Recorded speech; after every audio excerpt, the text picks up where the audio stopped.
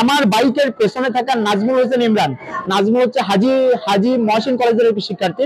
তারা নাজমুলকে আমার বাইকের পেছন থেকে টেনে নিয়ে তারা বেধড়ক ভাবে তারা ওই যে নাজমুলকে তারা মারধর করতে থাকে এবং আমরা এক পর্যায়ে বাইক থেকে নেমে আমরা নাজমুলকে রক্ষা করতে যাই। তো নাজমুলকে রক্ষা করতে যে আমাদের বিএল কলেজের শাহরিয়ার ইসলাম খালিদ আহত হয় এবং খালিদকে তারা ছুরি দিয়ে ছুরি মারা হয়।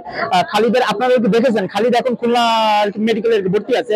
এখানে খালিদের পেছনে ছুরি মারা হয়েছে, এখানে বেশ কিছু ডিপ হয়ে গেছে, বেশ খানিকটা ডিপ হয়ে গেছে এবং সামনেও ওর প্যান্ট ছিঁড়ে গেছে। আমাদের খালিদ গুরুতর ভাবে আহত হয় এবং আমাদের খালিদ সহ যারাই নাজমুলকে সেভ করতে যায় তারাই গুরুতর ভাবে তাদের উপরেই আক্রমণ করা হয় এবং তারা গুরুতর ভাবে আহত হয় এবং এক পর্যায়ে তারা আমার উপরেও চড়াও হয়। তো আমার উপরে তারা যখন চড়াও হয় তখন আমাদের নারী সহযোদ্ধারাও এগিয়ে আসে এবং তারা নির্লজ্জ ভাবে পৈশাচিক ভাবে তারা আমাদের নারী সহযোদ্ধাদের উপরে ঝাঁপিয়ে পড়ে, আমাদের নারী সহযোদ্ধাদের শ্লীলতাহানির চেষ্টা করা হয় এবং আমাদের দুইজন নারী